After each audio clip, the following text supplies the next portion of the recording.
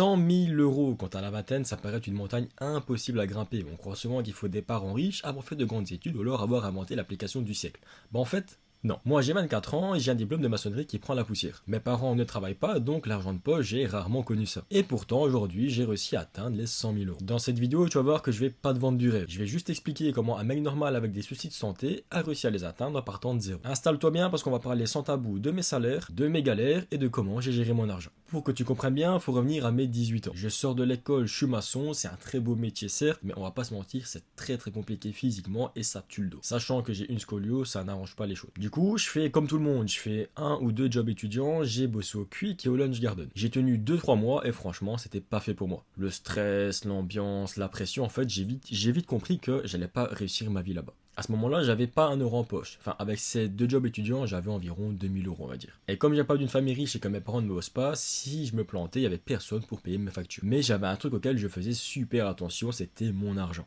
Et le vrai changement, il arrive, c'est quand j'ai trouvé un boulot à 25 heures par semaine. Et avec ce travail-là, je gagnais environ 1650 euros par mois. Pour un temps partiel, c'est pas mal. En plus de ça, c'était mes tout premiers salaires, donc j'étais super content et c'était énorme. Mais là où j'ai fait toute la différence, c'est de ce que je faisais de cet argent. Parce que la plupart des jeunes, quand ils touchent leur première paye, la première chose qu'ils font, ils s'achètent peut-être une petite voiture, des fringues, des vêtements de marque, etc. Ils sortent en boîte. Moi, j'ai fait tout l'inverse. En fait, je vivais comme un moine. Et j'avais une chance énorme, c'est que j'habitais encore chez mes parents. Et encore à l'heure d'aujourd'hui, je suis chez mes parents, mais je suis propriétaire, on en parlera après. Et comme mes parents me demandent quasiment rien, j'arrivais à économiser à peu près 90% de ma paye. Ouais, t'as bien entendu, 90%. Je gardais juste un tout petit peu pour l'assurance de ma voiture et 2-3 petites choses à gauche à droite. Faut se rappeler qu'à ce moment-là, j'avais à peine 20 ans, donc je commençais ma vie d'adulte. Et en faisant le calcul, je mettais environ 1500 euros de côté par mois. Donc 1500 x 12 à 20 ans, ça fait 18 000 euros déjà. Mais cet argent, il dormait sur mon compte. Et je dis bien dormait parce qu'à ce moment-là, malheureusement, je connaissais rien à la bourse. Donc mon argent, il était là sur un livret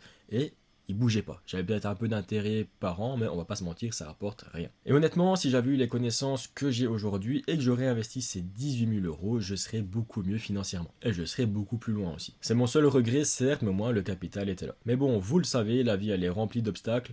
La vie c'est jamais tout rose, la boîte elle a fermé. Et là, j'ai un gros coup de mou. J'avais de l'argent, mais j'avais plus de travail. Et je vais être honnête avec toi, j'ai eu la flemme. Je suis resté 9 mois sans rien faire. 9 mois à jouer aux jeux vidéo jour et nuit. Et pendant ces 9 mois, du coup, j'ai dépensé un peu d'argent à gauche, à droite, mais toujours en faisant très attention. Et ces 9 mois, ils m'ont appris un truc à ce moment-là, c'est que l'argent, elle achète la tranquillité. Parce que si j'avais tout dépensé avant, je serais en panique. Alors que là, j'étais serein parce que j'avais encore 18 000 euros. Après ces 9 mois, du coup, je me suis enfin réveillé. J'ai postulé à gauche, à droite, à toutes les intérims, mais là, première réponse, on me propose un temps plein.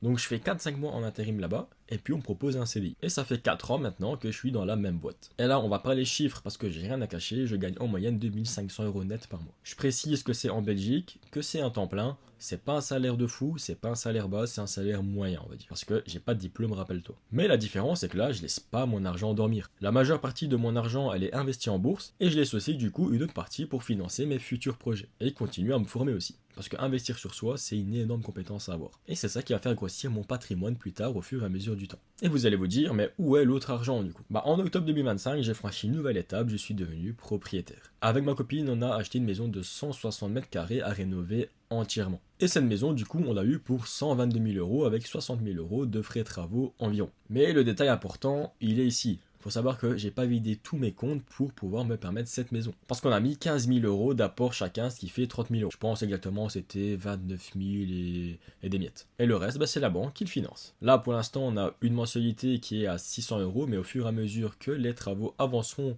et qu'on va prendre l'argent, du coup, on aura une mensualité maximum de 840 euros. Je trouve que c'est encore raisonnable, sachant qu'on fait 50-50 sur ça. Du coup, ça me permet de garder un capital assez conséquent en bourse qui continue de travailler tous les jours, sauf les week-ends bien sûr, tout en ayant un bien immobilier du coup qui va prendre de la valeur par la suite. Et je voulais pas garder toutes ces stratégies pour moi. Du coup, en mai dernier, j'ai lancé un serveur Discord. Le but, c'était de rendre l'investissement simple et accessible à tout le monde. Et c'est 100% gratuit. Et j'avais un objectif de 1000 membres à la fin de l'année. Et aujourd'hui, cerise sur le gâteau, on est déjà plus de 2600. C'est un truc de fou. Et tous les jours, ça parle de bourse, crypto, immobilier. Enfin, c'est uniquement dédié à l'investissement. Et si tu veux nous rejoindre, le lien est en description, je te laisse aller voir. À côté de ça, j'ai aussi créé une formation sur la bourse qui se nomme la bourse de A à Z. Ça m'a rapporté environ 4500 euros de chiffre d'affaires récemment. Sur ces 4500 euros, il y a 50% qui est destiné à mon associé et le reste, bah les impôts vont tout manger. Mais bon, c'est un bonus qui fait plaisir, je m'attendais pas à faire autant de chiffre d'affaires en commençant.